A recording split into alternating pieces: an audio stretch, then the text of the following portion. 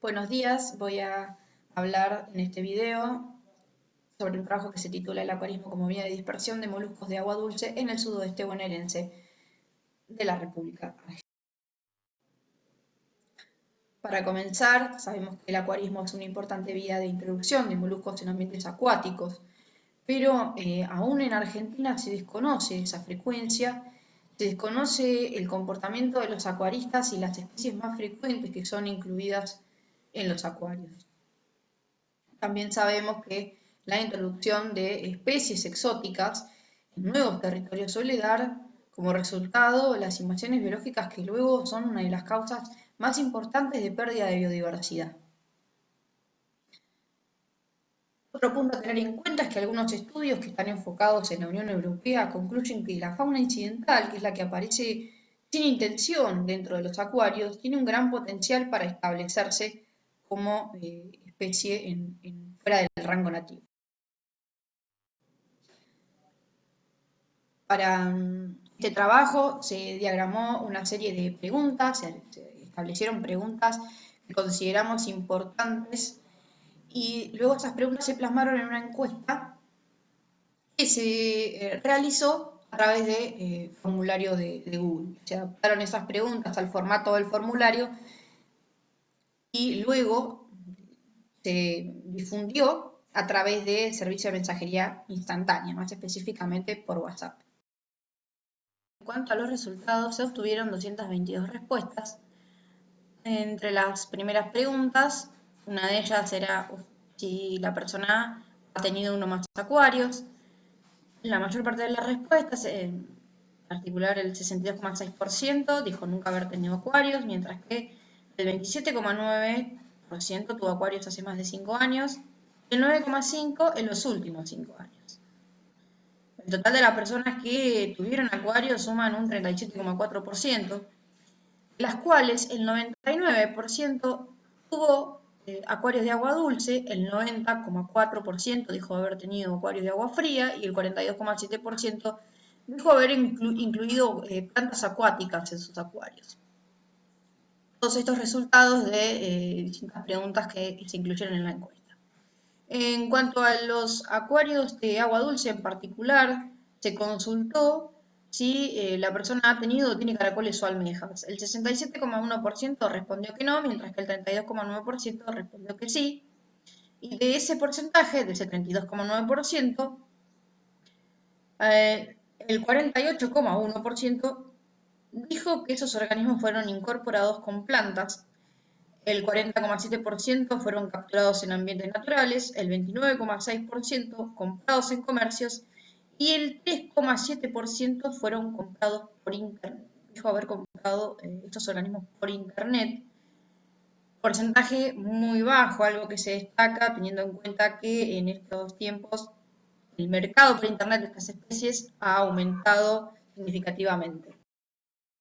Otra de las preguntas que se incorporó a la encuesta fue si los caracoles incluidos a propósito en los acuarios tenían algún objetivo en particular y cuál era. Y la mayoría respondió que tenían el mismo fin que para cualquier otro organismo, es decir, la observación y la tenencia como mascotas. Eso fue el 51,9%. Después le sigue un 25,9% que incorporó los animales o los organismos para mantener limpios los cristales de los acuarios, que es también otra de las utilidades que se le da a estos organismos. Después otra de las preguntas era qué pasaba cuando ya el acuario dejaba de funcionar, cuando ya no puede o no quiere mantener un acuario, o cuando el agua se pudre. ¿Qué hace con los animales, las plantas y el agua del acuario? En el caso de los organismos, el 45,1% de las personas respondió que los regala a otra persona. Es una práctica muy habitual entre los acuaristas. Después le sigue un porcentaje bastante menor, 9,8%, que los arroja al patio o a la calle. Otra de las preguntas que se realizó es, en el caso de no incorporar a propósito estos organismos, sea incidental su incorporación, los encuestados dijeron no haber tenido ninguna reacción en particular. Los dejaron simplemente ahí, pero no les provocó nada nada a ver esos organismos que salieran de pronto entre las plantas, quizá, ¿no? Con respecto a las especies, se decidió incluir una lista de especies en una de las preguntas de la encuesta. Acá están los nombres.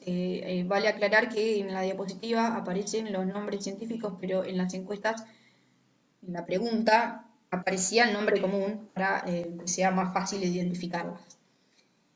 Y el 40,7% de los encuestados respondió no saber el nombre de la especie que tenía en su acuario.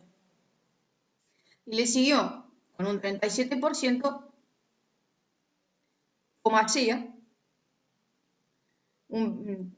especies del género Pomacea, 25,9%, Planórbido y 22,9% Ficela acuta.